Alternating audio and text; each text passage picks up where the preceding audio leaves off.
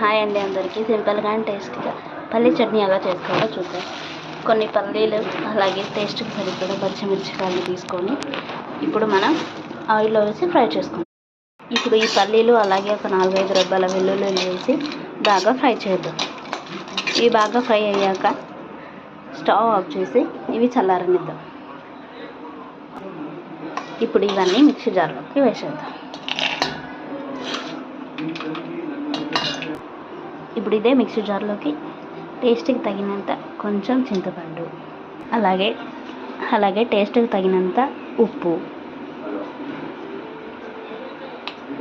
వేసుకొని మెత్తగా మిక్సీ పట్టేద్దాం.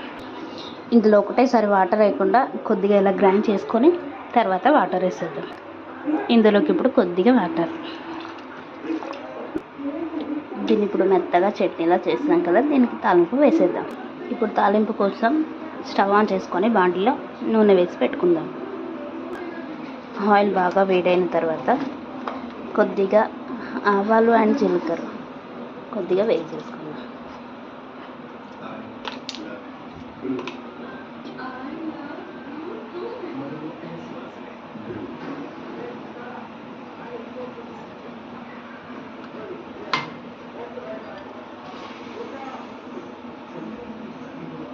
ఇందులోకి కచ్చా పక్కగా దంచుకున్న వెల్లుల్లిపాయలు,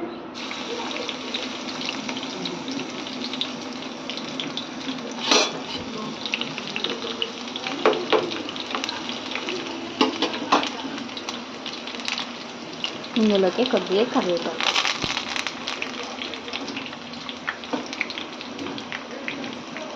ఇందులోకి పిడికేంత కొత్తిమీర,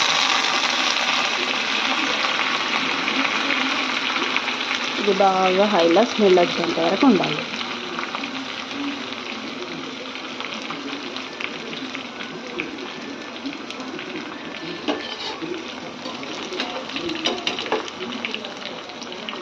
వెల్లుల్లిపాయని దంచి వేస్తేనే స్మెల్ బాగా వస్తుంది, తెలుసుకోండి.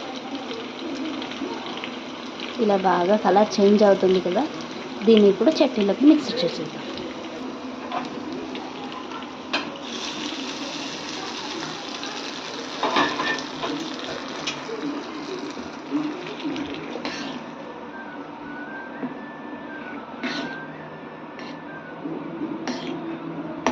ఈ చట్నీ ఇడ్లీలోకైనా దోశలోకైనా అలాగే పునుగులోకైనా చాలా టేస్ట్గా ఉంటుంది. తప్పకుండా ట్రై చేసి చూడండి. ఈ వీడియోని అలాగే చూసి వెళ్ళకుండా లైక్ అండ్ సబ్స్క్రైబ్ చేసుకోండి. బాయ్.